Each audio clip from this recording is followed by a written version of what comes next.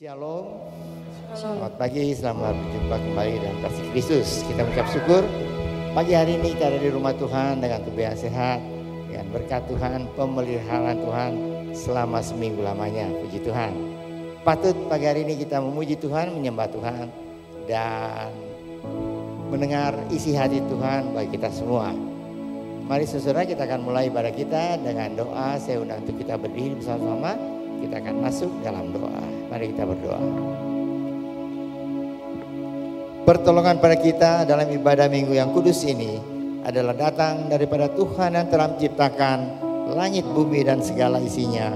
Dia setia memelihara ciptanya dan tidak pernah meninggalkan perbuatan tangannya dari selama-lamanya sampai selama-lamanya. Bapa kami dalam surga, kami ucap syukur Tuhan.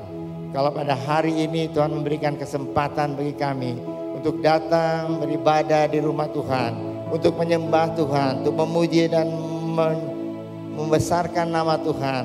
Terima kasih Tuhan, kami juga akan mendengar isi hati Tuhan bagi kami semua. Mari kuasa Roh Kudus menguasai kami semua, terutama hamba Tuhan urapi dengan urapan secara luar biasa, sehingga pelayanan para hamba Tuhan mulai dari Aser, Olektan, pemain musik, WL, singer, AVD dan hamba Tuhan yang akan beritakan firman Allah. Mari Tuhan supaya kami boleh semua boleh menjadi berkat pelayanan kami, menjadi berkat bagi seluruh jemaat Tuhan dan juga memperkenankan hati Tuhan. Terima kasih Bapa. Kami berdoa untuk saudara-saudara kami yang masih dalam perjalanan. Antar mereka Tuhan, tibakan tempat ini, kumpulkan kami bersama, berkati kami bersama-sama. Terima kasih Bapa. Saya Tuhan yang sudah mendengar doa kami dan ucapan syukur kami ini. Kami naikkan dalam nama Tuhan Yesus Kristus yang menjadi juru selamat kami yang hidup. Mari semua sama-sama kita yang mengasihi Tuhan berkata amin. Shalom Bapak Ibu semua. Shalom. Kita ketemu lagi ya dalam ibadah ini. Bersyukur kalau hari ini kita masih bisa berkumpul, kita masih bisa memuji menyembah Tuhan. Kalau boleh saya minta Bapak Ibu semua boleh dong kita kasih salaman ke kiri dan kanan kita. Katakan Tuhan Yesus baik. Amin.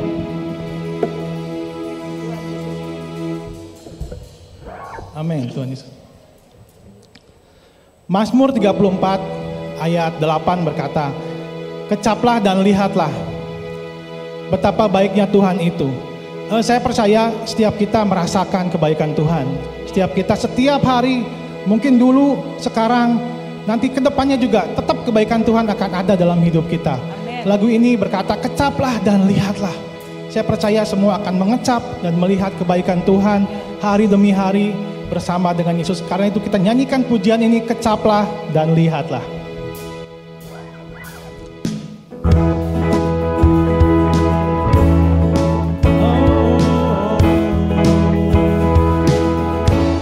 Kecaplah. Kecaplah dan lihatlah betapa baiknya Tuhan itu. Rasakan dan nikmati kasih setia Tuhan. Kecaplah dan lihatlah betapa baiknya Tuhan itu.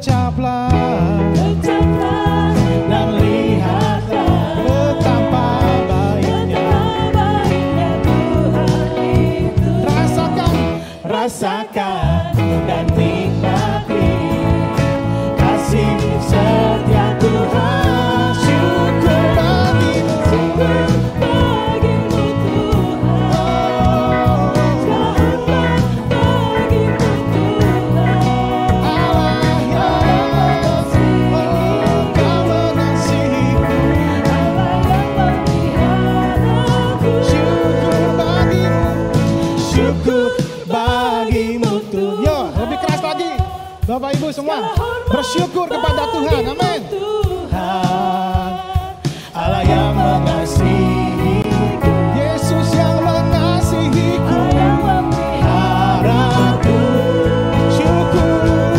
Syukur bagimu Tuhan, bersyukur segala hormat bagimu Tuhan. Allah mengasihiku, Allah yang memeliharaku selamanya. Percaya Tuhan begitu baik sama kita, amin. Katakan oh betapa dalamnya. Oh betapa dalamnya, oh kasih setiamu, betapa besarnya kebaikanmu, hidupku dipenuhi kemuliaanmu, indahnya oh Yesus Tuhanku. Katakan oh betapa dalamnya, yes. Kasih setiamu, betapa besarnya kebaikanmu, hidupku dipenuhi kemuliaanmu, indahnya oh Yesus Tuhan. Sempurnalah kehidupanku sejak kau hadir dalam hatiku. Kau perhatikanku setiap waktu. Oh sungguh indahnya Yesus. Sempurnalah kebaikanmu, kehidupan. Amin Tuhan. Sejak kau hadir dalam hatiku, kau perhatikanku setiap waktu. Oh sungguh indahnya Yesus Tuhan. Oh betapa dalamnya. Oh betapa besarnya kebaikan, hidupku dipenuhi kemuliaanmu, indahnya oh Yesus Tuhan. Indahnya oh Yesus Tuhan. Indahnya oh Yesus Tuhanku. Amin. Beri sorak-sorai yang lebih lagi bagi Tuhan. Amin. Allah kita ialah Allah yang berkasa, amin saudara. Amin. Tuhan yang setia. Tak berkesudahan kasih setia Tuhan dalam kehidupan kita, amin. Kita menyanyi lebih lagi, kita muji Tuhan lebih lagi. Come on.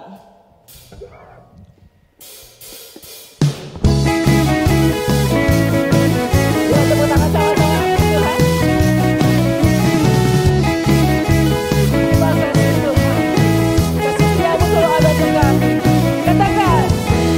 Dari hari ke hari tak pernah terbantahkan, berkat-Mu turun atas hidupku.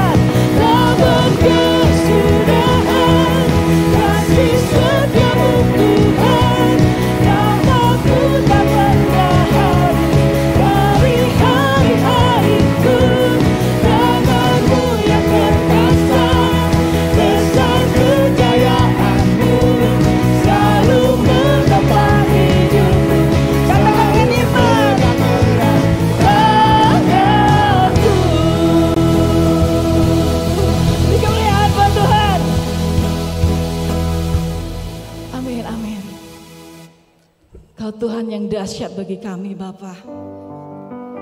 Amin saudara. Atas semua perbuatan yang telah Kau lakukan dalam kehidupan kami, atas semua proses kehidupan yang boleh Kau izinkan kami alami, kami merasakan penyertaan-Mu Tuhan. Saat ini Bapa, kami mau bersyukur dan bersyukur Tuhan. Terima kasih Yesus, kami bawa Tuhan hati kami untuk menyembah-Mu ya Bapa. Terima kasih Yesus.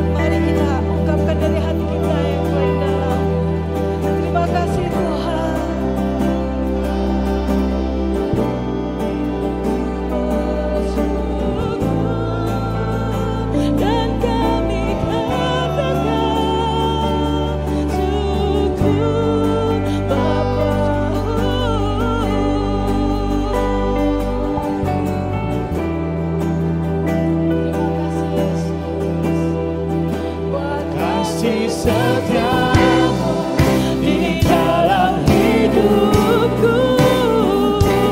Ku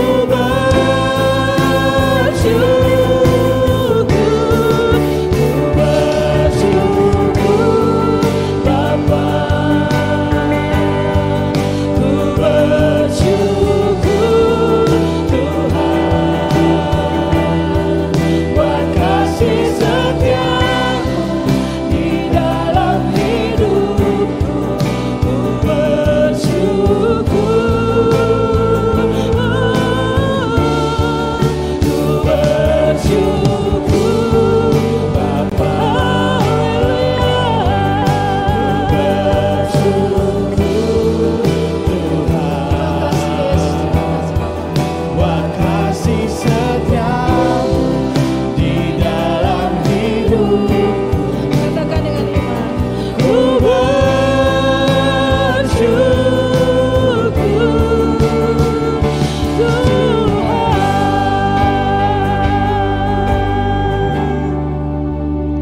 Segala pujian dan syukur bagimu, Allah yang mulia, kuduslah namamu. Kaulah yang awal, yang akhir dari segalanya. Yesus, Kaulah pujian bagiku. Segala pujian dan syukur bagimu. Terima kasih Yesus. Hanya Kau yang layak kami tinggikan Tuhan. Kuduslah namamu. Kau yang awal Tuhan. Kaulah Dan Kau yang akhir awal Tuhan. dan akhir dari segalanya. Yesus, Kaulah pujian bagiku. Kita nyanyikan dengan lebih lagi. Segala pujian dan syukur bagimu. Terima kasih. Allah yang mulia, kuduslah namamu. Kaulah yang awal, yang akhir dari segalanya. Yesus, Kaulah pujian bagiku. Sekali lagi kita akan pujian. Segala pujian dan syukur bagimu. Allah yang mulia, kuduslah namamu. Kaulah yang awal, yang akhir dari segalanya. Yesus, Kaulah pujian bagiku. Kaulah yang awal, yang akhir dari segalanya. Yesus, Kaulah pujian bagiku. Kaulah yang awal. Kaulah yang Yang akhir, awal, Tuhan. yang akhir dari segalanya. Yesus, Kaulah pujian bagiku. Beri kemuliaan buat Tuhan. Amin Tuhan. Bagi kami pujian syukur untuk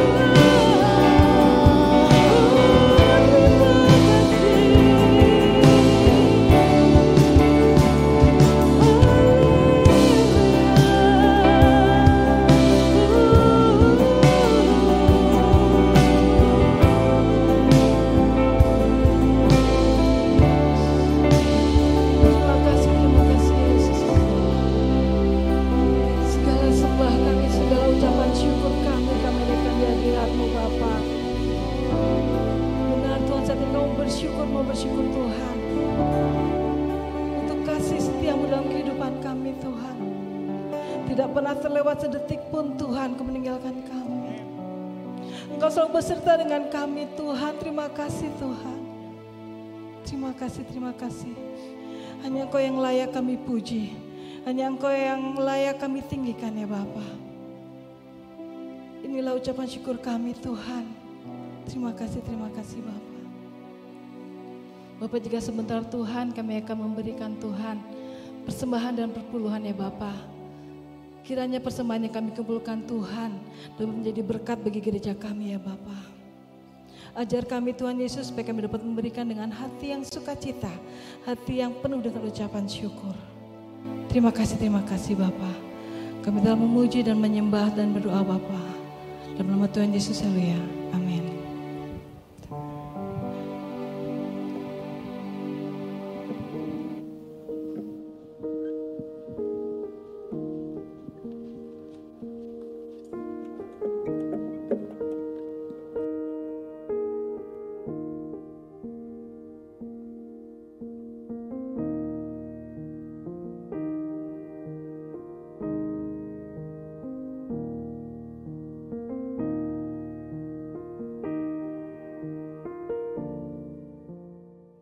Pagi Bapak Ibu Saudara kasih Tuhan, Shalom. Sudah lama sekali saya tidak membagikan firman Tuhan di KU1. Saya pikir terakhir sebelum pandemi ya, begitu ya.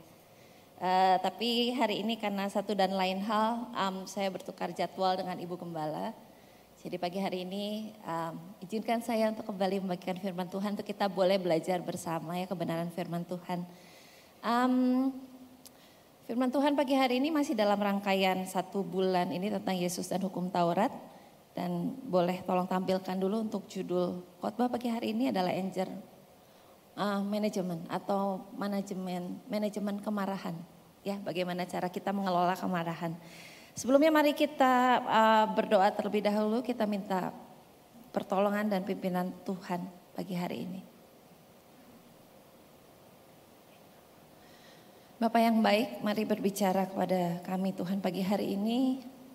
Sampaikan isi hatimu buat setiap kami. Kau sangat mengenal kami Tuhan, setiap pribadi kami. Pakai hamba-Mu Tuhan untuk sampaikan isi hatimu pagi hari ini. Untuk setiap firman Tuhan yang dibagikan pagi hari ini.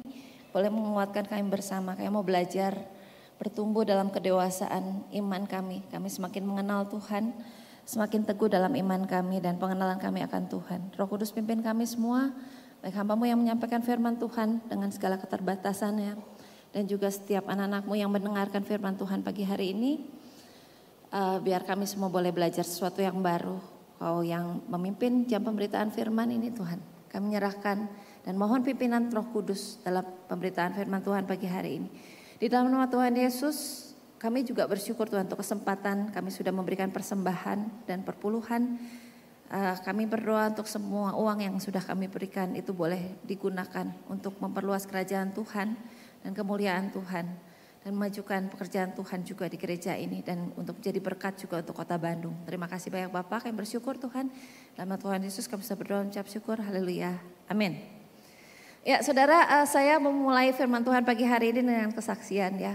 Kalau mungkin beberapa orang di antara saudara tahu, 2 bulan lalu 12 Mei saya jatuh gitu ya, saya terjatuh di Jakarta. Ya begitulah ya, itu fotonya kira-kiranya. Jadi waktu di Jakarta itu saya jatuh di hotel, salah satu hotel karena saya ngantar Pak Ari Jakarta. Bukan jatuh di tangga, hanya turun 2 trap saja seperti begitu. Tapi saya nggak siap turunnya, intinya saya tidak siap turun, lalu nahan di salah satu kaki dan salah nahan begitu saudara ya. Salah nahan lalu sakit banget pada saat itu. Kebetulan ya nggak kebetulan lah Tuhan sediakan semuanya. Saya bawa obat tahan sakit begitu ya. Jadi di Jakarta memang waktu itu kami mau pulang ke Bandung. Pak Ari cari es batu untuk kompres karena bengkak kakinya. Lalu saya bawa obat tahan sakit dan saya minum dan setengah jam sakitnya hilang. Saya kontak ke Dokter Yuli, menantu dari Pak Yakobus Runkat dan saya bilang ini aku jatuh begitu. Lalu dia bilang pulang langsung ronsen saja dan ronsen seperti begitu. Lalu dia bilang Ci langsung operasi aja pasang pen begitu ya. Jadi hari Minggu kejadian dan hari Senin pagi langsung dioperasi waktu itu pasang pen. Nah seperti begitu ya. Nah pennya masih ada saudara di kaki saya dan mungkin tidak harus diambil. Kalau pen sekarang tuh tidak harus dicabut begitu. Cuman masalahnya adalah nggak sakit sama sekali. Jadi setelah minum obat tahan sakit, operasi dan pulang operasi dan lain sebagainya, tidak pernah ada rasa sakit sama sekali, puji Tuhan begitu. Tapi masalahnya adalah selama itu tidak boleh napak ya saudara ya. Kaki kanan itu tidak boleh napak dan saya belajar untuk jalan pakai tongkat. Berapa lama Yul gitu, Yuli bilang ya nanti 2 bulan operasi lagi, 2 bulan ronsen lagi, sebulan setengah 2 bulan ronsen lagi deh, lihat tulangnya sudah nyambung atau belum gitu.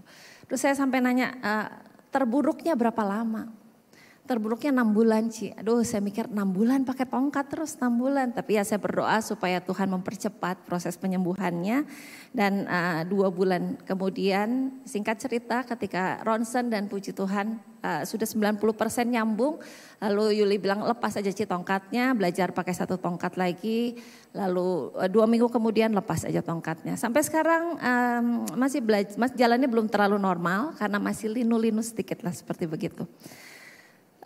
Saya belajar banyak hal yang Tuhan ajar selama saya harus dipaksa untuk istirahat. Ya dimatikan saja fotonya, dimatikan saja tidak apa-apa. Ketika 2 bulan saya harus istirahat, saya biasanya kemana-mana begitu aktifnya. Harus ngajar di Maranatha, harus praktek di tempat lain dan di rumah dan harus memotong semua kegiatan. Belajar banyak, yang pasti saya cuma tanya sama Tuhan, Tuhan mau saya belajar apa sih gitu ketika saya harus diam di rumah dan gak bisa kemana-mana begitu ya. Jadi tidak sakit, tapi yang menyiksa adalah keterbatasan gerak gitu ya. Keterbatasan untuk pindah kemana-mana, gak bisa pergi, gak bisa nyetir mobil, gak bisa kemana-mana tergantung sama anak-anak atau Pak Ari yang antar. Dan ke toilet aja susah gitu ya, karena harus pakai tongkat dan licin dan lain sebagainya. Jadi sebetulnya yang lebih menyiksa adalah keterbatasan ketika saya nggak bisa bergerak dengan bebas, seperti begitu. Berapa kali hari Minggu saya datang dengan pakai tongkat, mungkin kalau yang KU2 ketemu saya sering pakai tongkat ke sini, berdiri juga nggak bisa, jadi selama pujian dan penyembahan saya duduk saja di situ biasanya, di sana saya duduk biasanya. Terus saya ingat satu hari Minggu, waktu itu Ibu Melvi worship WL, terus dia pilih satu lagu penyembahan, memang lagu itu saya suka sekali. Lagu itu mengatakan di refnya, ku membawa hatiku, hanya engkau di hidupku. Yesusku kau terindah, selamanya aku menyembahmu. Yang pertama, ref pertama itu ku membawa hatiku. Lalu ref yang kedua bilang ku membawa hidupku, inilah persembahanku untuk Yesusku yang terindah. Waktu itu saya nggak bisa berdiri di sana, terus saya cuma nangis, saya cuma bilang Tuhan, saya mau bawa hidup gimana? Jalan aja susah. Dengan 2 jadwal khotbah yang harus ditukar, 3 jadwal musik yang harus ditukar, saya nggak bisa pelayanan selama 3 bulan ini dari Mei sampai sekarang, karena jalan aja nggak bisa. Boro-boro naik ke sini ya, kalau ke sini kan masih bisa pakai lift kalau sana, tapi kan ke sini nggak bisa naik. Terus waktu itu saya cuma mikir Tuhan saya mau bawa hidup gimana. Lagu itu kan bilang ku membawa hatiku, inilah persembahanku, ku membawa hidupku, inilah persembahanku. Dan saya bilang Tuhan saya mau bawa hidup gimana, jalan aja susah. Saya gak bisa pelayanan Tuhan, bukan karena saya gak mau tapi karena saya jatuh begitu. Tapi waktu itu Tuhan mengajar sesuatu hal, ya mungkin sudah pernah dengar kita semua juga, tapi itu yang berkesan sekali buat saya. Dan Tuhan bilang bukan cuma hidup yang perlu dibawa tapi hati juga. Selama ini mungkin saya terlalu terfokus dengan apa yang saya bisa kerjakan buat Tuhan.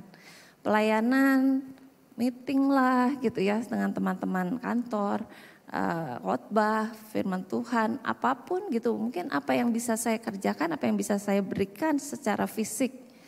Tetapi Tuhan bilang ingat lagu itu ada satu lagi, ku membawa hatiku. Mungkin ketika saya nggak bisa berikan tubuh saya karena sedang sakit, Tuhan lagi pengen persembahan hati saya, bukan cuma tubuh saya. Bukan berarti persembahan tubuh itu nggak penting, bukan berarti segala keaktifan kita atau pelayanan kita itu nggak penting. Tapi seringkali kita lupa satu hal lagi, yaitu hati yang dipersembahkan buat Tuhan. Tuhan bukan cuma mau lihat tubuh kita saja untuk kita hadir aja. Itu baik, itu sangat baik ya, itu sangat baik. Tetapi ada satu lagi yang Tuhan mau lihat, yaitu hati kita. Persembahan hati yang mengandalkan Tuhan, hati yang mengasihi Tuhan. Manusia batin kita, bukan cuma manusia jasmani kita, tetapi batin kita seperti apa, dalamnya di sini tuh seperti apa, begitu. Nah, kenapa saya sebetulnya kalau mau cerita kesaksiannya panjang, tapi kenapa saya bagikan ini? Karena ini berhubungan dengan apa yang akan kita pelajari pagi hari ini. Nah, saya cerita dulu ya konteks dari apa hubungannya yang saya ceritakan tadi dengan perikop yang akan kita pelajari pagi hari ini. Jadi satu perikop ini yang akan kita bahas selama sebulan ini membahas tentang Yesus dan hukum Taurat. Perbedaannya tentu jelas banyak banget antara Yesus dan hukum Taurat.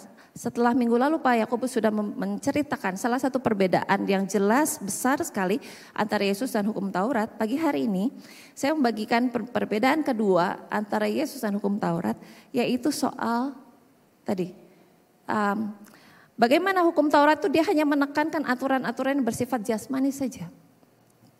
Ya, jadi engkau harus begini, harus. Itu semua adalah tindakan religiusitas saja. Bagaimana mereka harus mempersembahkan korban, mereka harus hari Sabat, mereka harus mengerjakan ini, harus mengerjakan itu, semua fisik saja. Tetapi seringkali mereka melupakan spiritualitasnya. Mereka melupakan hatinya, mereka melupakan batinnya. Sedangkan apa yang Yesus ajarkan, Yesus itu melihat jauh ke dalam hati, lebih dari semua tindakan fisik yang mereka kerjakan ataupun yang kita kerjakan untuk kita beribadah kepada Tuhan, gitu ya. Jadi di dalam kita itu ada manusia jasmani, ada manusia rohani saja, rohani juga atau manusia batin gitu. Seringkali yang kita perhatikan, seringkali yang dinilai sama orang lain, seringkali yang kita pikirkan itu hanya manusia jasmani kita saja. Apa yang kita bisa kerjakan, apa yang kita bisa lakukan, dan itu juga yang jadi fokus atau penekanan dari ajaran hukum Taurat. Tetapi Yesus, seperti tadi saya katakan, Yesus menilai jauh ke dalam batin kita. Lebih dari apa yang tampak di luar kita. Mari kita baca dulu perikopnya, tolong ditayangkan saja. Perikop pagi hari ini di Matius 25 ayat 21 sampai 26. Matius 5 ayat 21 sampai 26. Saya akan bacakan ya. Ini kelanjutan dari perikop dari ayat dari minggu lalu yang sudah dibagikan. Ayat 21, kamu telah mendengar yang difirmankan kepada nenek moyang kita, jangan membunuh. Siapa yang membunuh harus dihukum. Tetapi aku berkata kepadamu, setiap orang yang marah terhadap saudaranya harus dihukum. Siapa yang berkata kepada saudaranya kafir harus dihadapkan ke mahkamah agama. Dan siapa yang berkata jahil harus diserahkan ke dalam neraka yang menyala-nyala.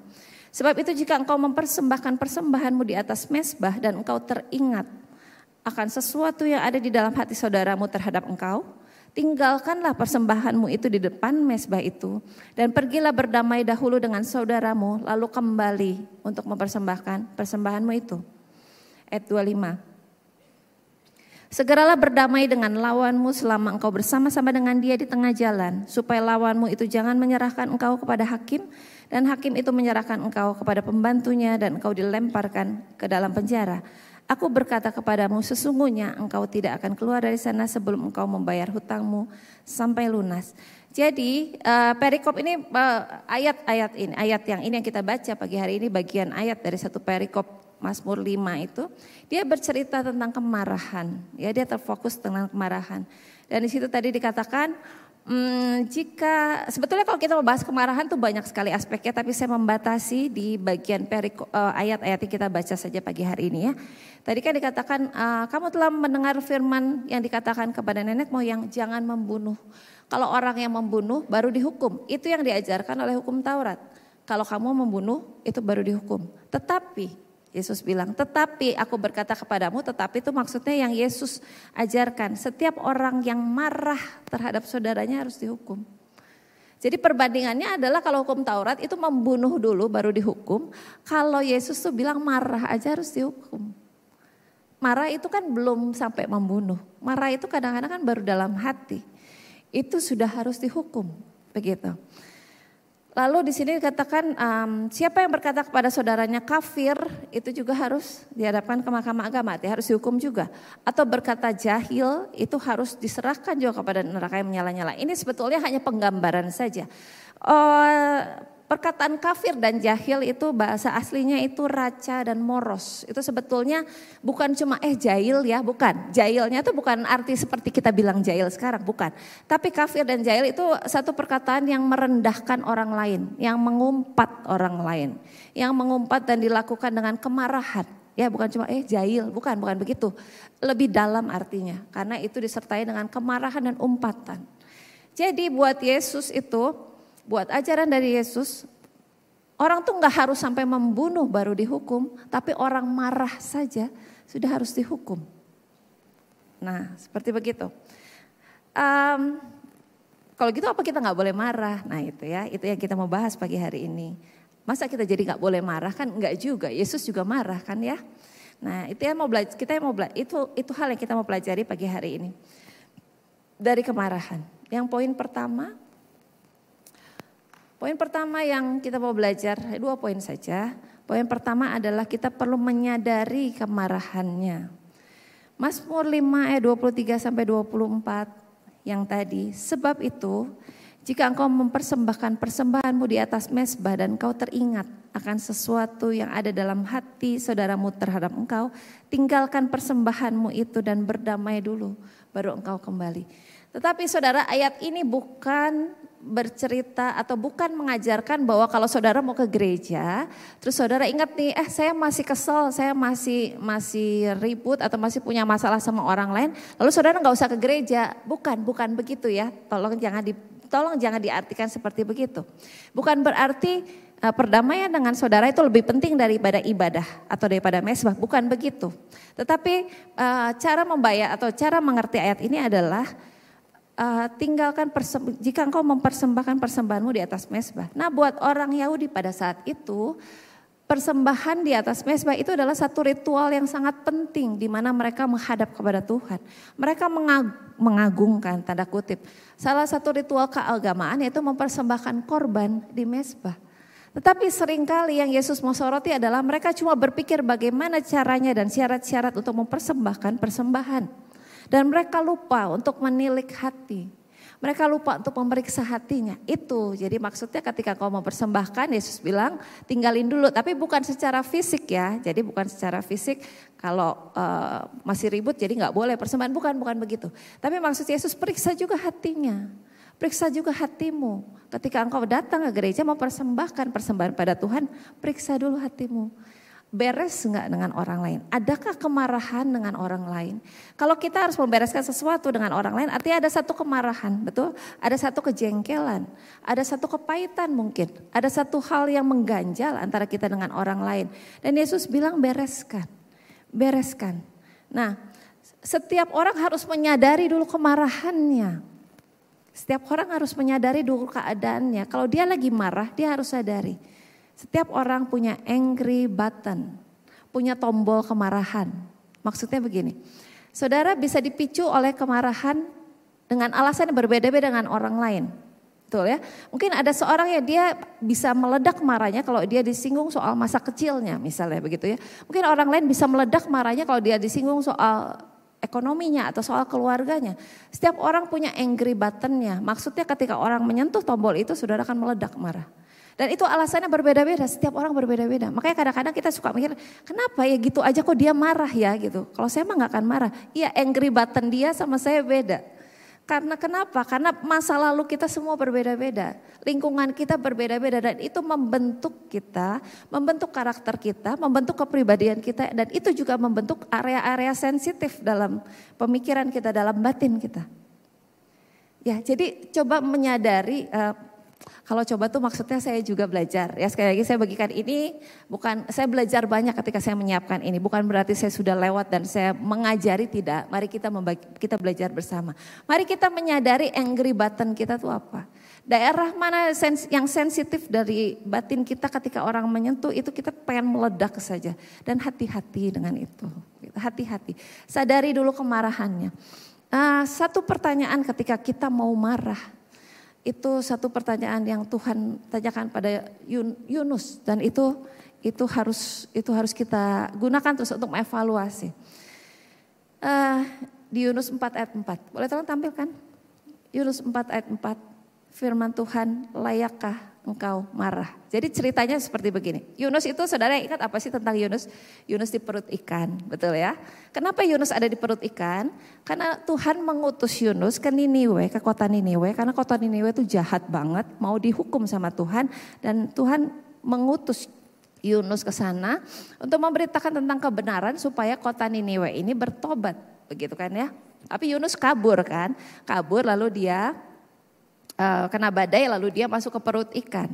Singkat cerita, ketika dia keluar dari perut ikan, dia datang ke Niniwe ini, dia nurut sama Tuhan, dia nggak mau dong masuk ke perut ikan lagi kan, nurut aja deh sama Tuhan. Oke, suruh kemana Tuhan? Niniwe. Oke, ke Niniwe. Lalu dia ke Niniwe dan dia cerita tentang kebenaran Tuhan dan kota Niniwe bertobat, seluruh kota bertobat. Tetapi dasarnya Yunus memang dia nabi yang aneh ya.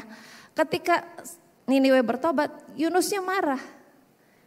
Karena dia nggak terima kota jahat seperti begitu kok diselamatin sih sama Tuhan, aneh ya gitu ya. Kalau hamba Tuhan bagiin firman Tuhan, lalu orang bertobat kan senang gitu. Artinya pelayanan kita kan bisa memberkati orang. Nah tapi Yunus ini aneh. Ketika Niniwe bertobat, Yunusnya marah sama Tuhan. Tuhan itu kota itu, sepertinya dia mau bilang kota itu jahat, bunuh aja lah Tuhan gitu, binasakan saja. Kota itu bertobat dan Yunus marah. Ketika Yunus sudah lihat kota itu bertobat, lalu dia keluar dari kota Niniwe, dia tunggu di pinggiran kota, dia mau lihat Tuhan tuh ngerjain apa sih sama Niniwe, kota yang jahat itu yang ceritanya udah bertobat. Ketika dia keluar sambil marah-marah, dia keluar kota sambil marah-marah, pertanyaan Tuhan pertama sama Yunus, layakkah engkau marah? Nah ceritanya Yunus itu dia keluar kota lalu dia tunggu di pinggiran kota dan itu panas terik. Dia bikin pondok untuk dia tunggu di situ, dia mau lihat Niniwe itu diapain sih sama Tuhan. Nah ketika panas terik dia bikin pondok, dia berteduh di situ, Tuhan tumbuhkan satu pohon jarak. Tumbuh dengan cepat sekali, satu hari itu langsung tumbuh dan pohon itu tumbuh sampai menaungi pondoknya. Jadi Yunus tuh enaken gitu ya, udah meneduh terus dia bikin pondok lalu ada pohon, wah teduh enak sekali, dia senang sekali hari itu karena ada pohon yang menudungi. Lalu dia tidur dan besok pagi bangun pohon jaraknya mati. Tuhan atas perkenanan Tuhan pohon jaraknya mati. Dan Yunus marah-marah lagi karena pohon itu mati. Padahal kan baru ditumbuhin kemarin sama Tuhan kan. Dan besoknya Tuhan ambil itu pohon dan Yunus marah-marah lagi. Sampai dia bilang saya mati aja lah. Sampai begitu karena dia marah banget begitu. Dan pertanyaan kedua Tuhan sama Yunus, layakkah engkau marah? Nah pertanyaan ini juga yang saya pikir ini sangat baik untuk jadi evaluasi atau pemikiran kita dulu sebelum kita marah. Ketika angry button kita tersentuh sama orang lain. Ketika sepertinya kita mau meledak. Coba ingat ayat ini, layakkah engkau marah? Ini satu hal yang perlu dimarahin atau tidak. Sebetulnya mana sih marah yang layak dan yang tidak begitu kan? Itu kan intinya kita harus tahu marah mana yang layak, marah mana yang tidak layak. Marah yang boleh itu adalah marah yang seperti Tuhan marah. Maksudnya begini, Tuhan tuh marah tuh terhadap apa sih? Tuhan tuh marah terhadap dosa, terhadap ketidakadilan, terhadap penindasan, terhadap ketidaktaatan, terhadap ketidakadilan. Nah kalau Tuhan lihat semua itu, dosa dan lain-lain lah, ketidakadilan, penindasan, ketidaktaatan, Tuhan marah kan? Nah kita juga boleh marah untuk hal-hal yang Tuhan juga marah. Gitu ya. Tetapi seringkali kita marah karena apa? Karena ego saya.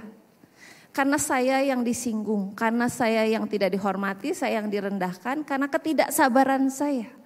Seringkali kita meledak marah kita karena luapan emosional, karena saya, fokusnya adalah saya. Saya nih gak dihormati, saya nih di antriannya sama orang lain gak menghargai saya.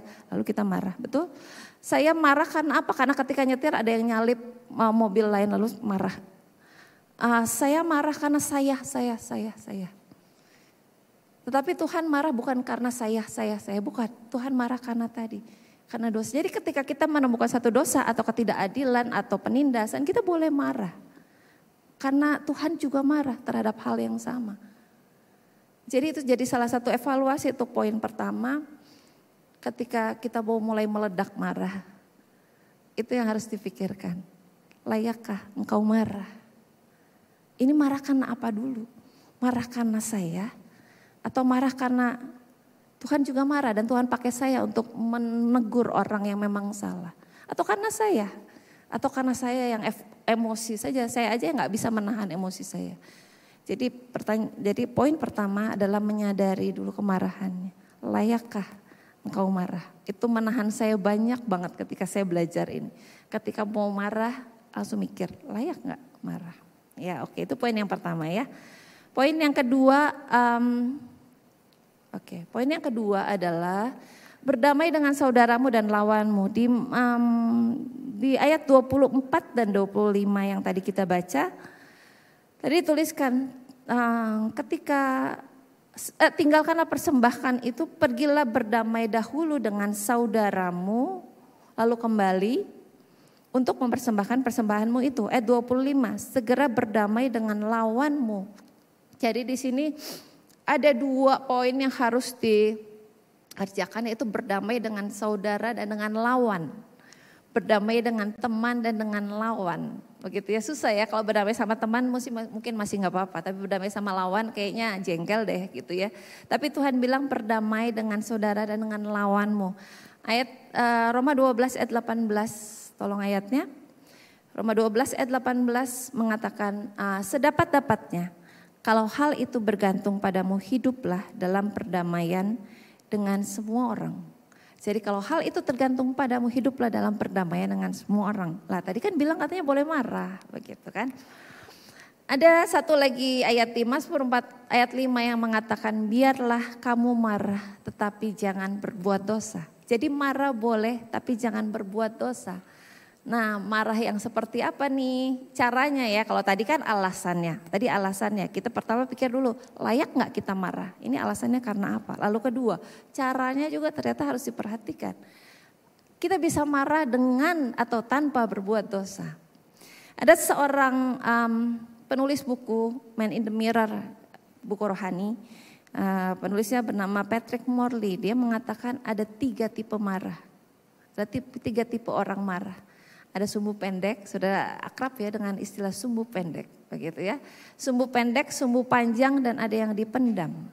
Nah, sumbu pendek itu artinya orang yang cepat sekali meledak marah, tapi dia cepat reda juga. Ya, mungkin ada orang-orang yang dengan cepat dia marah, tapi dia cepat sekali reda. Itu sumbu pendek, saudara. Nah, yang kedua, kalau sumbu panjang dia lama marahnya. Jadi lama, dia nggak gampang untuk marah, tapi biasanya ketika marah meledak juga. Tapi dia tidak secepat yang sumbu pendek tadi. Atau kalau yang ketiga, tipe yang ketiga adalah orang yang memendam karena dia tidak bisa marah. Ada orang yang gak bisa marah, entah memang karena kepribadiannya yang memang dia introvert mungkin, atau mungkin karena posisi ya. Kalau misalnya orang kerja aja, mana mungkin dia marah-marah sama bosnya gitu kan ya. Dia gak akan bisa marah sama bosnya, kalau nanti besok langsung ya boleh keluar dari perusahaan ini gitu ya, kamu tidak diperpanjang gitu kan. Jadi mungkin karena kedudukan atau karena kepribadian ada orang yang gak bisa marah. Nah tipe yang ketiga ini kadang-kadang terlihat seperti orang yang sabar karena dia tidak bisa marah. Tetapi sebetulnya dia tuh sedang merusak ke dalam hatinya, ke dalam batinnya. Karena dia kemarahannya ada di sini dan dia gak bisa keluar. Kalau tipe ke-1 dan kedua dia marah sama orang lain. Tapi tipe ketiga marahnya itu merusak ke dalam. Ada seorang ayah yang dia sedang mengajar anaknya, anak remajanya, laki-laki. Lalu ayahnya ini kasih satu papan yang seperti triplex begitu dan dia kasih paku dan palu. Dan dia bilang sama anaknya, coba kamu palu. Masukkan paku-paku itu ke papan triplex. Lalu anaknya mulai makuin satu-satu gitu. Pakunya dipalu ke triplex, ke selembar triplex. Lalu kamu cabut, lalu disuruh cabut. Dicabutlah gitu ya, semua paku-paku itu dicabut. Lalu ayahnya tanya, apa yang terlihat di triplexnya? Lubang-lubang, bekas paku tadi. Bekas paku kan kalau dicabut pasti lubangnya masih ada dong ya. Pakunya ditarik tapi kan lubangnya masih ada. Lalu ayahnya bilang sama anaknya, nah demikian ketika kamu marah. Kamu sedang melubangi hati seseorang. Kamu sedang merusak atau melubangi hati seseorang. Jadi kalau tipe yang ke-1, kedua tadi ketika dia marah dengan sumbu pendek ataupun sumbu panjang, sebetulnya ketika kita marah kita sedang melubangi hati orang yang kita marahi sebetulnya. Tapi kalau tipe yang ketiga tadi yang memendam sebenarnya sedang melubangi hati sendiri sebetulnya karena kita yang rusak sebetulnya. Apa yang perlu diperhatikan? Yang perlu diperhatikan adalah ketika kita marah, baik itu yang dipendam ataupun yang keluar, kita sedang merusak tanda kutip sesuatu.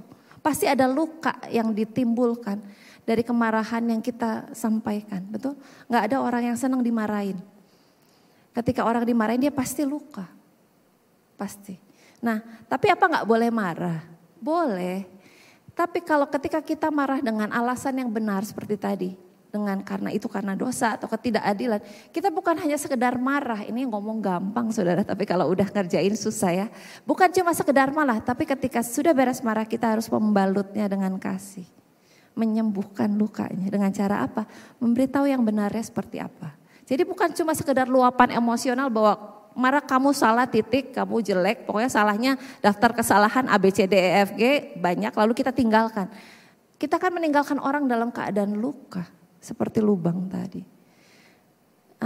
Tetapi kalau kita tadi kan di Mazmur kan bilang biarlah kamu marah tapi jangan berbuat dosa. Boleh marah. Tetapi ingat bahwa kita selalu kita meninggalkan lubang. Dan lubang itu harus dibalut juga dengan kita. Dengan cara apa? Dengan kasih tentu. Dengan kasih artinya kita memberikan, kita kasih tahu juga dong gitu ya. Kamu salah gini-gini tetapi seharusnya begini. Tetapi harusnya begini. Supaya dengan marahnya kita dia bertumbuh. Gitu kan yang kita mau kan. Supaya dengan marahnya kita dia berubah. Dia gak salah lagi, dia gak dosa lagi, dia gak jahat lagi. Dia berbuat adil terhadap orang lain, itu kan tujuan kita. Jadi bukan cuma sekedar marah yang melukai, tapi membalut juga. Membalut juga dengan kasih. Marah adalah menegur kesalahan tetapi tidak membenci orangnya. Ya kadang-kadang kalau kita marah sama orang kita benci juga sama orangnya, tidak seperti begitu. Kalau Yesus marah dia gak pernah benci orangnya. Kalau ketika ada orang berbuat dosa Yesus gak pernah benci orang, dia benci dosanya. Yesus benci dengan dosa, Yesus tegur dengan keras dosanya. Tapi Yesus tidak pernah membenci orangnya. Nah ketika kita marah, kita tidak boleh membenci orang, justru kita marah dengan tujuan supaya dia jadi baik.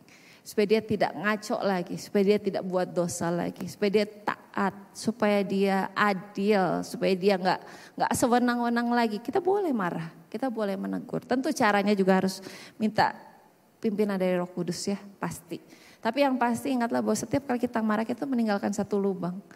Termasuk yang tadi, yang ketiga juga, ketika nggak bisa marah, wah itu pergolakan di dalam batin ketika kita nggak bisa marah. Ya minta Roh Kudus memampukan saja.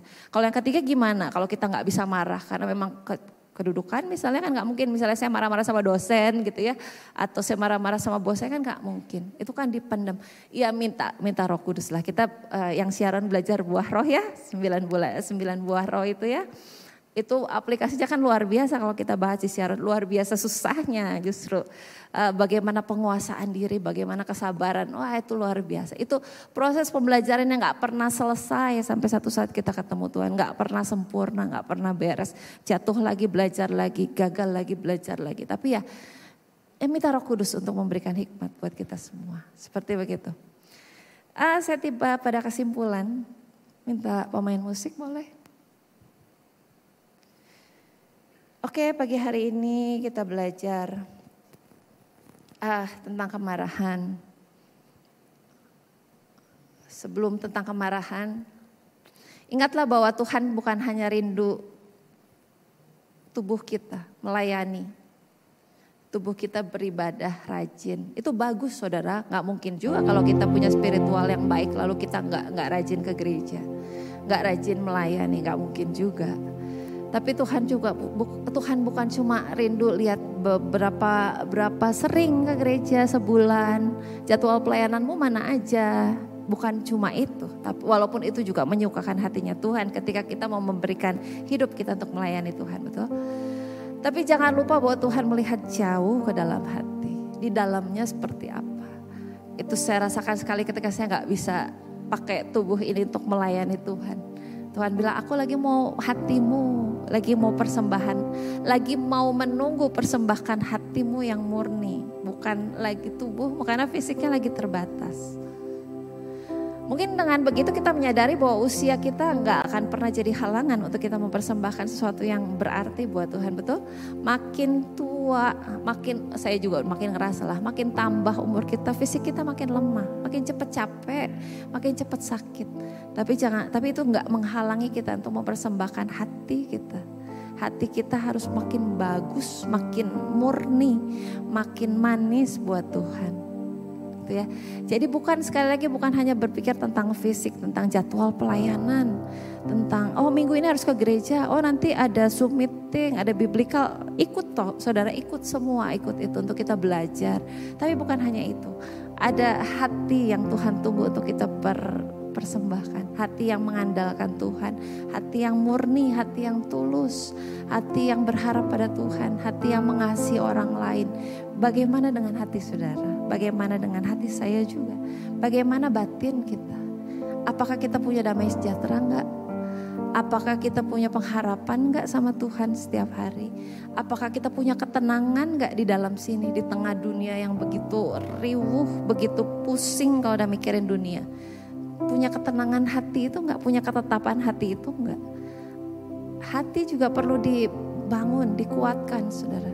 Karena dari hatimu terpancar kehidupan. Ya, menilik manusia batin kita, menilik hati kita. Itu yang pertama. Dan soal kemarahan, ketika setiap orang punya angry button, sadari bagian mana di mana saya tuh sensitif banget ketika orang sentuh, kok saya cepat banget marah ya. Tapi bukan berarti terus pasal ya udah saya memang beginilah gitu, kalau marah ya makanya jangan sentuh-sentuh saya, enggak gitu juga. Dengan menyadari angry button saya di mana, kita mulai hati-hati ketika orang udah tanpa sadar orang menyentuh angry button saya, mulai penguasaan dirinya dikencengin nih. Oke, aku lagi kena nih, lagi sensitif nih. Tapi Tuhan bilang harus menguasai diri, menguasai diri.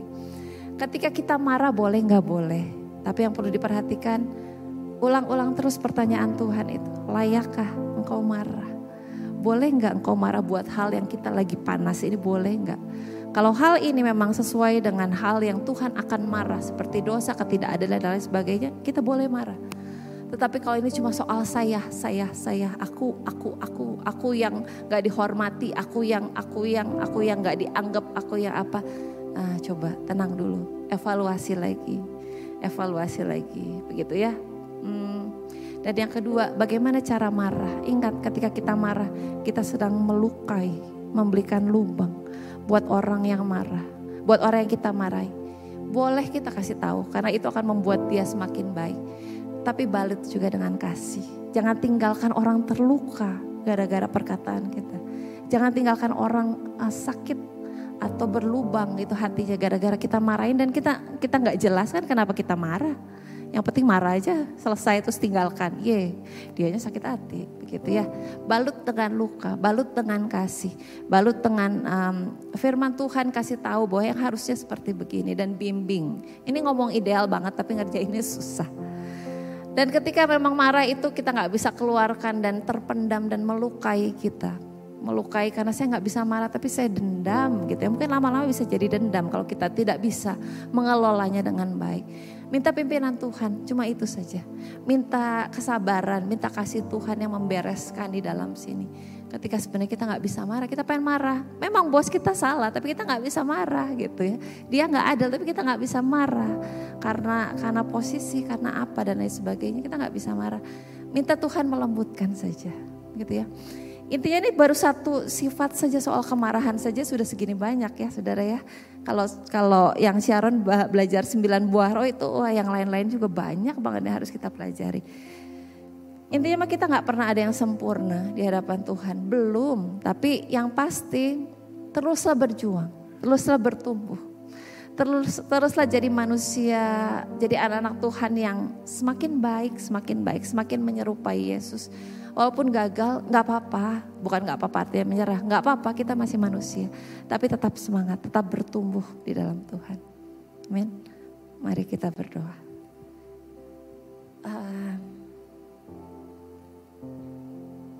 Kita teduh sejenak di hadapan Tuhan, sebentar saja.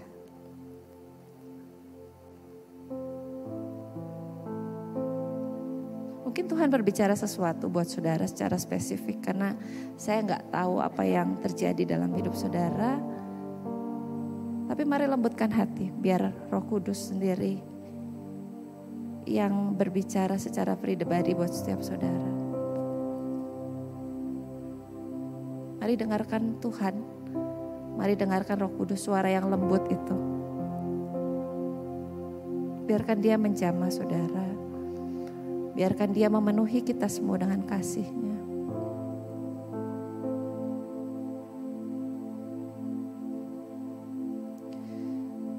Karena ketika kita penuh dengan kasih Allah, kita mampu membagikan kasih Allah itu kepada orang lain.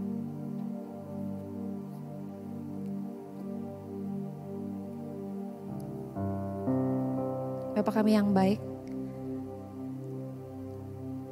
kami bersyukur Tuhan buat kasih Tuhan yang berkelimpahan Tuhan. Gak pernah habis-habis kami rasakan dalam hidup kami. Dan kami mau hidup Tuhan semakin lama semakin menyenangkan hatinya Tuhan. Kalau pagi hari ini Tuhan ajar sesuatu tentang kemarahan buat kami. Kami mau belajar ini Tuhan. Ampuni kalau selama ini kami melakukan hal yang salah dalam hal kemarahan. Mungkin banyak orang yang sudah kami lukai Tuhan dengan kemarahan kami. Karena kami gak sadar Tuhan. Ampuni Tuhan. Kami gak sadar kalau perkataan kami melukai orang lain, menyakiti orang lain. Ampuni Tuhan.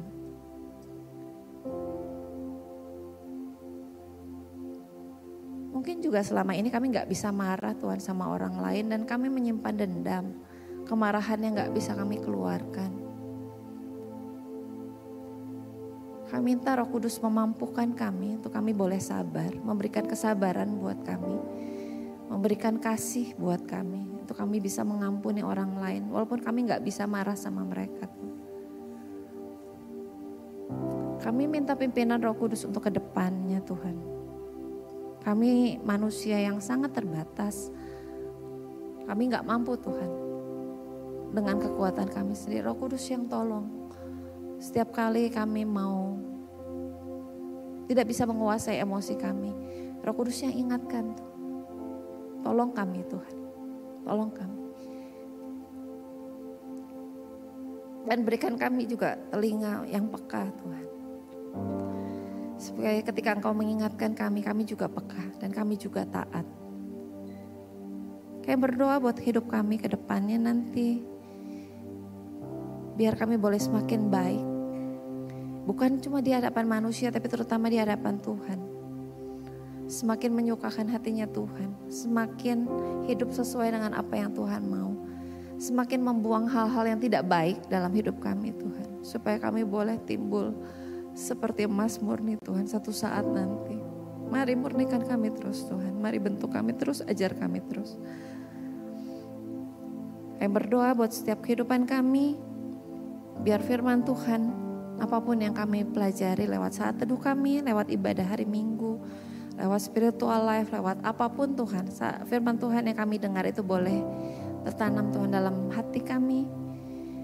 Dan kami boleh melakukan firman Tuhan itu dan boleh berbuah bagi kemuliaan bagi nama Tuhan. Kami rindu hidup kami boleh semakin menyukakan hati Tuhan dan menjadi berkat buat orang lain.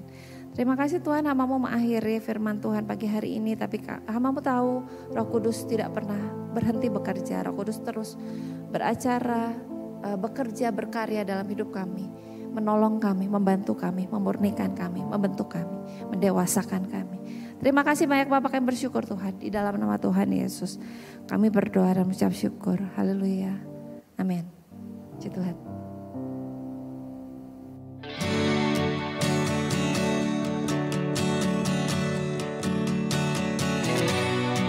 Saudara, pernah terpikir nggak apa sih tujuan kita bekerja? Apakah hanya untuk mencari uang atau nafkah saja? Sampai kapan kita harus bekerja? Apakah saudara sudah puas dengan pekerjaan saudara saat ini? Semua pertanyaan-pertanyaan ini akan dijawab dalam Biblical Night bulan Agustus dengan seri tema Purposeful Professional Life. Pertemuan seri kedua ini berjudul Redemption in Vocation. Dalam pertemuan ini, kita akan mempelajari tentang makna pekerjaan bagi orang percaya, tujuan dari pekerjaan, dan bagaimana menerapkan nilai-nilai Kristen dalam dunia pekerjaan. Pertemuan seri kedua ini akan diadakan secara online via Zoom Gereja Rehoboth pada hari Kamis, tanggal 15 Agustus pukul 19. Sampai jumpa. Tuhan Yesus memberkati.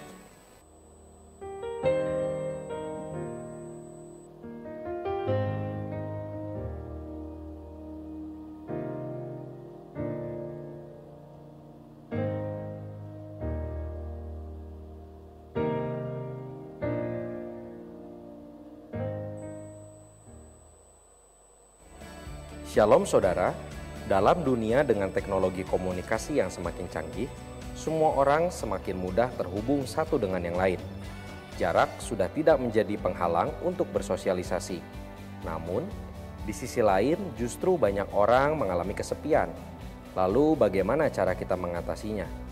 Melalui Pastor Corner bulan ini, kita akan berbincang-bincang tentang bagaimana mengatasi kesepian berdasarkan firman Tuhan bersama dengan Pendeta Gunawan Wirianto.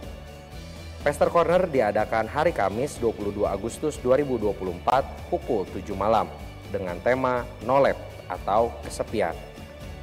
Acara ini diadakan via Zoom Meeting Gereja Rehoboth. Sampai jumpa, Tuhan Yesus memberkati.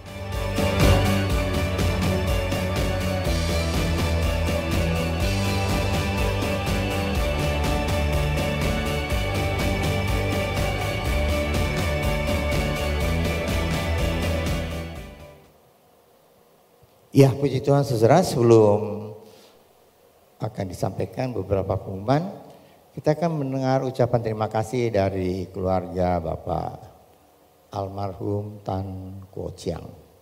Silakan.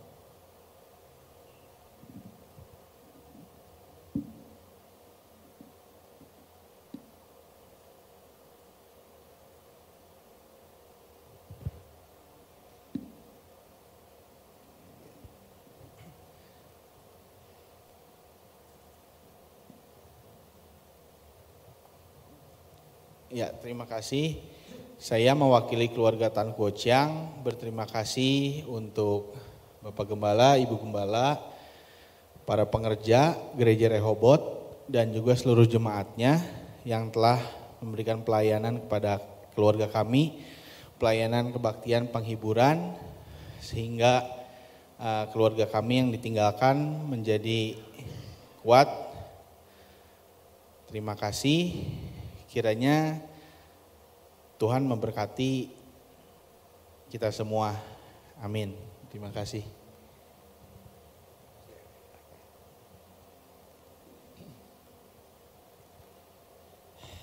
Ya, bagi saudara, ada berkat besar yang diumumkan buat saudara-saudara semua, yaitu pada tanggal 21 Agustus. Hari Rabu. Pada hari Rabu itu ada kebaktian lansia. Kebaktian lansia di basement jam 3 sore mulainya. Jadi kebaktian lansia tanggal 21 hari Rabu jam 3 sore. Yang kedua, minggu depan itu tanggal 18 Agustus. Ya, kemarinnya pasti 17 Agustus ya.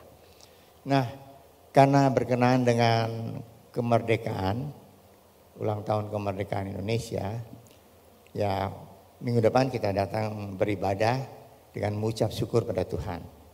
Tuhan telah nolong, memberkati ya negara ini sehingga tanggal 17 itu sudah berusia 79 tahun.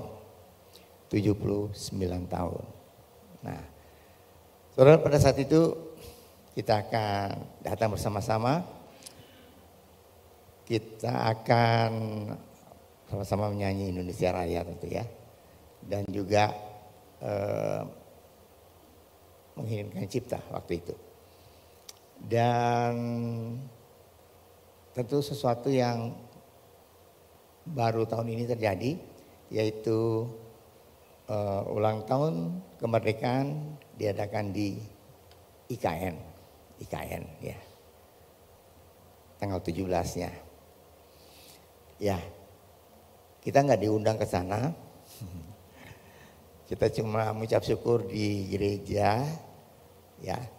Dan kalau saudara mau datang pakai baju batik, silahkan ya.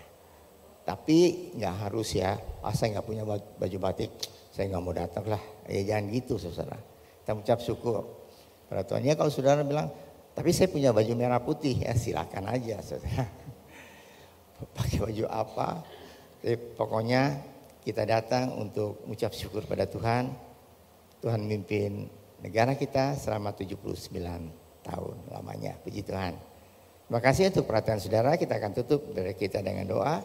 Saya undang untuk kita berdiri bersama-sama, kita akan masuk dalam doa. Mari kita berdoa. Bapa kami dalam surga, terima kasih Tuhan untuk berkat Tuhan bagi kami semua. Terima kasih Tuhan, Engkau sudah memimpin seluruh kebaktian ini dari awal hingga selesai dengan berkat Tuhan.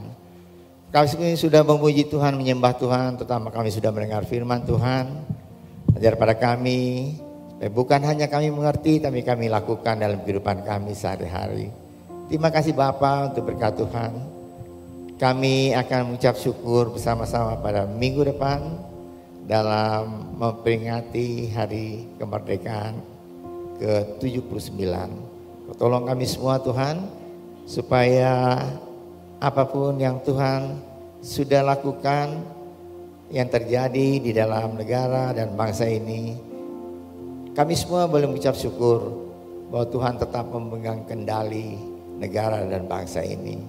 Kami tetap berdoa Tuhan untuk peralihan kekuasaan pimpinan negara pada bulan Oktober yang akan datang, dan juga untuk pilkada bulan November. Mari Tuhan, supaya semuanya boleh berjalan dengan tenang, lancar, dengan berkat Tuhan saja.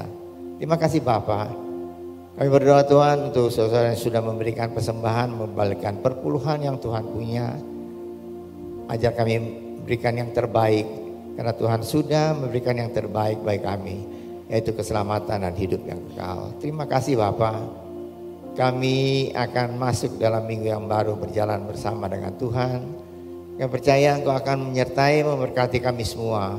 Baik kami semua secara pribadi, keluarga kami, usaha kami, pekerjaan kami, dan pendidikan anak-anak kami semua. Terima kasih Bapa. Kami mengucap syukur kalau kami berjalan dalam minggu yang baru, berjalan bersama dengan Tuhan. Engkau akan menyertai dan memberkati kami semua. Kami percaya Tuhan, Engkau sudah mendengar doa kami dan ucapan syukur kami ini. Kami naikkan dalam nama Tuhan Yesus Kristus yang menjadi juru selamat kami yang hidup. Saudara yang dikasihi oleh Tuhan, angkatlah tangan saudara untuk menerima berkat Allah. Arahkan hati saudara kepada Tuhan dan hadirat-Nya. Maka berkat Allah memenuhi hidup saudara. Amin. Berkat Allah memenuhi keluarga saudara. Amin. Berkat Allah memenuhi kesehatan saudara. Amin. Berkat Allah memenuhi pekerjaan saudara. Amin. Dan jalilah berkat dimanapun saudara berada. Dan saudara terimalah berkat dari Allah Bapa, kasih karunia dan damai sejahtera dari Tuhan Yesus Kristus, dan persekutuan Allah Roh Kudus menyertai saudara sekalian mulai hari ini sehingga Maranatha, Tuhan Yesus datang kembali. Amin. Bapa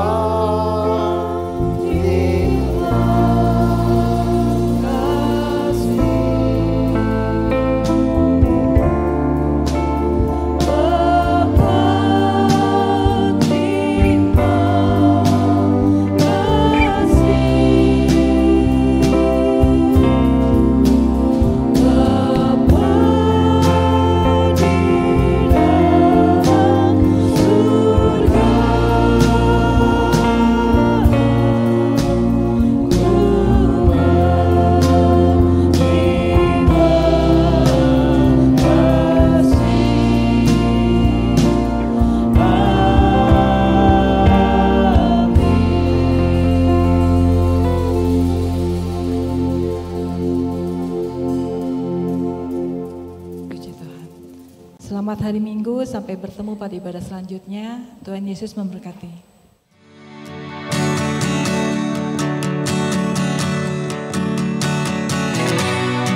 Saudara, pernah terpikir nggak apa sih tujuan kita bekerja?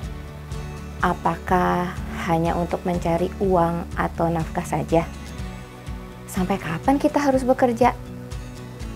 Apakah saudara sudah puas dengan pekerjaan saudara saat ini? Semua pertanyaan-pertanyaan ini akan dijawab dalam Biblical Night bulan Agustus dengan seri tema Purposeful Professional Life. Pertemuan seri kedua ini berjudul Redemption in Vocation. Dalam pertemuan ini, kita akan mempelajari tentang makna pekerjaan bagi orang percaya, tujuan dari pekerjaan, dan bagaimana menerapkan nilai-nilai Kristen dalam dunia pekerjaan. Pertemuan seri kedua ini akan diadakan secara online via Zoom Gereja Rehoboth pada hari Kamis, tanggal 15 Agustus pukul 19. Sampai jumpa, Tuhan Yesus memberkati.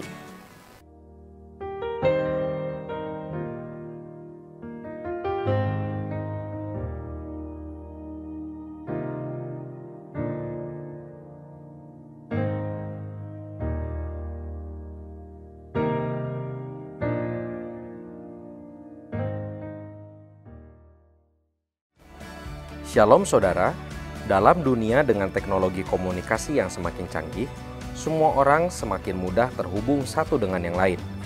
Jarak sudah tidak menjadi penghalang untuk bersosialisasi. Namun, di sisi lain justru banyak orang mengalami kesepian.